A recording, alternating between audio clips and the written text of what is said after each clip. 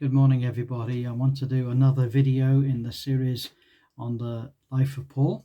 And this particular one is video number 13, and we're going to be talking about the Pharisees. These aren't long episodes just now. They're just fairly brief, but they're giving a background to the life of Paul.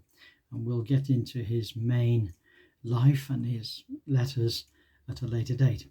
So this is now about the Pharisees, and this is a religious group that was much more biblical and believed all of the Old Testament scriptures. They believed in the supernatural. They believed in angels. They believed in the resurrection of the dead. And in particular, they believed in the coming messianic kingdom. They were all amateurs in the sense that they were not paid for their ministry. They had to be married. They had to be of the age of 30 years of old to begin ministry, and they had to be the father of children. Okay, they all had to work to fund their own ministry and lifestyle and family, and Christ had to engage with the Pharisees many times during the course of his ministry, and it was nearly always confrontational. There were always some that responded to Christ from all of the religious groups in those early days.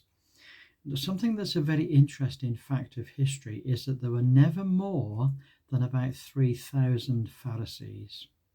So, but then the populations in those days were very much lower than we can ever imagine today. But yes, there were no more than 3,000 of them. But they were exceptionally zealous. They were exceptionally, exceptionally, I can't think of the right word. They were exceptionally focused on the actual meaning of the law. And they had added many, many, many more laws to the 613 commandments of the Mosaic law, because they believed that they could put a hedge about the law, an impenetrable hedge, which meant that as long as you didn't come and get through the hedge, you're never going to get in to break the law. So they believed in hedging the law about with rules. Let me give you an example.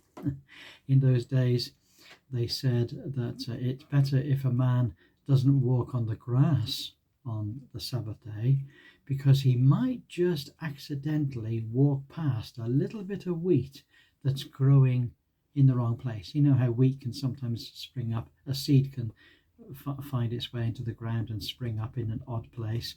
And they said if your cloak actually brushes against it, then it might knock that seed accidentally out of the ear onto the ground, and that would be reaping.